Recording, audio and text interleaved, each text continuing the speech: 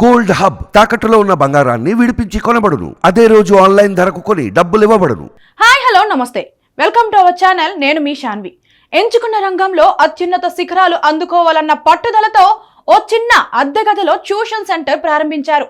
తమ విద్యార్థులు అత్యున్నత విజయాలు సాధించడంతో అనతి కాలంలోనే మంచి గుర్తింపు పొందారు.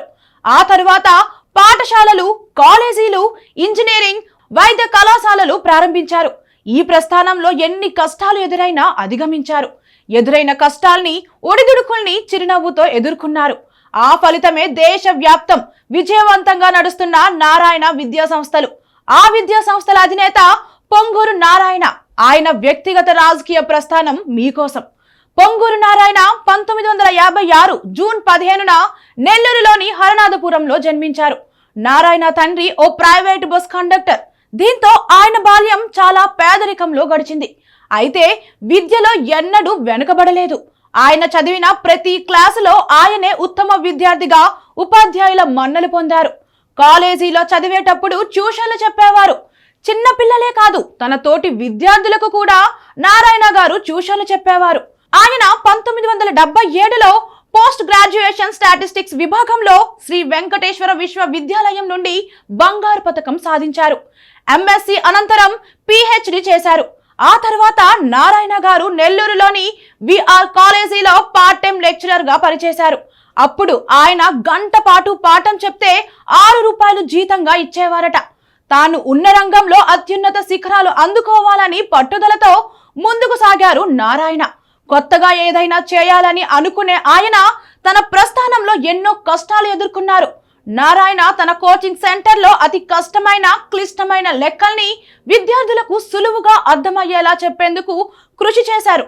గణితాన్ని చాలా సులభమైన పద్ధతిలో చెబుతున్నారన్న విషయం ఆ నోట ఈ నోటా పాకి రాష్ట్రమంతా తెలిసిపోయింది. దీంతో మ్యాథ్స్ నేర్పించాలని హైదరాబాద్, విజయవాడ, విశాఖపట్నం నుండి కూడా పిల్లలను తల్లిదండ్రులు తీసుకొచ్చేవారు. ఈ క్రమంలో గణితంతో పాటు ఇతర సబ్జెక్ట్స్ బోధించే ఉపాధ్యాయుల్ని తనతో చేర్చుకున్నారు. అలా ఓ చిన్న ట్యూషన్ సెంటర్ గా ప్రారంభమైన ఆ ప్రస్థానం అనతి కాలంలోనే ఓ సక్సెస్ఫుల్ కోచింగ్ సెంటర్ గా మారింది. డాక్టర్ నారాయణ తన ప్రణాళికతో అక్కడి విద్యార్థులు పోటీ పరీక్షల్లో ఉత్తమ ర్యాంకులు సాధించేవారు. ఇంజనీరింగ్ విభాగంలో అయితే నారాయణకు పోటీ కూడా లేకుండా పోయింది.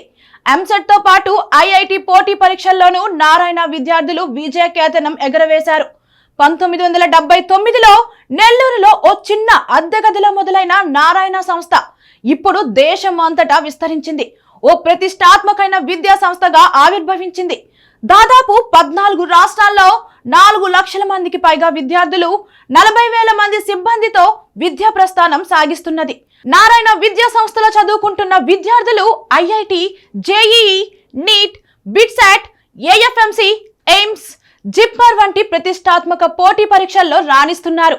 ఈ క్రమంలో విద్యారంగంలో మరింత ముందుకు సాగాలని 1990లో ఉన్నత పాఠశాలలు, 1993లో నెల్లూరులో నారాయణ మహిళా కళాశాల పేరిట బాలిక రెసిడెన్షియల్ కాలేజీని స్థాపించారు.